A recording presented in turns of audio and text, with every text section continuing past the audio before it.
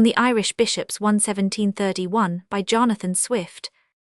Old Latimer preaching did fairly describe a bishop who ruled all the rest of his tribe, and who is this bishop, and where does he dwell? Why truly 'tis Satan, archbishop of hell. And he was a primate, and he wore a mitre surrounded with jewels of sulphur and nitre. How nearly this bishop our bishops resembles. But he has the odds who believes, and who trembles could you see his grim grace for £1 to a penny, you'd swear it must be the baboon of Kilkenny too. Poor Satan will think the comparison odious. I wish I could find him out one more commodious.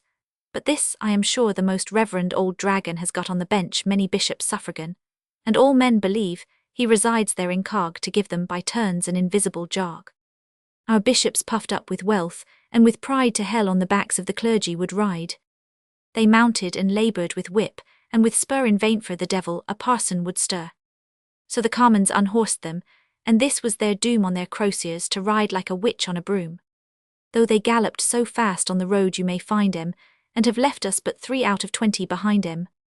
Lord Bolton's good grace, Lord Carr, and Lord Howard 3, in spite of the devil, would still be untoward. They came of good kindred, and could not endure their former companions should beg at their door.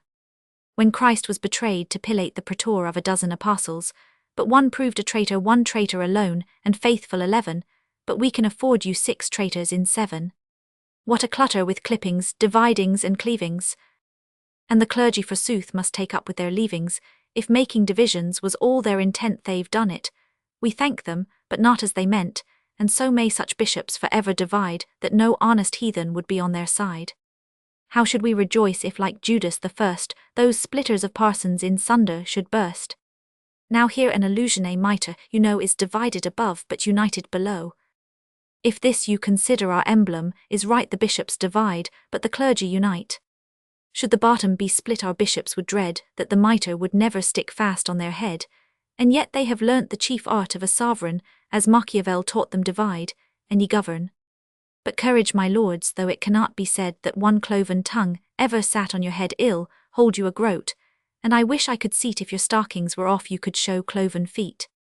But hold, cry the bishops, and give us fair play, before you condemn us, hear what we can say. What truer affections could ever be shown than saving your souls by damning our own? And have we not practised all methods to gain you with the tithe of the tithe of the tithe to maintain?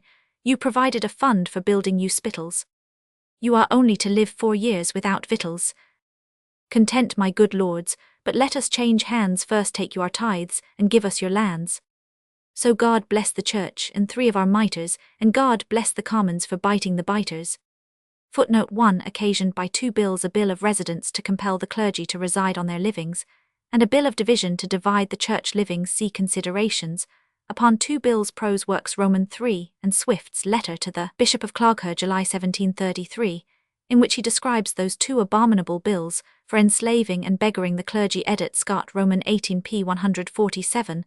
The bills were passed by the House of Lords, but rejected by the Commons. See note next page. W.E.B.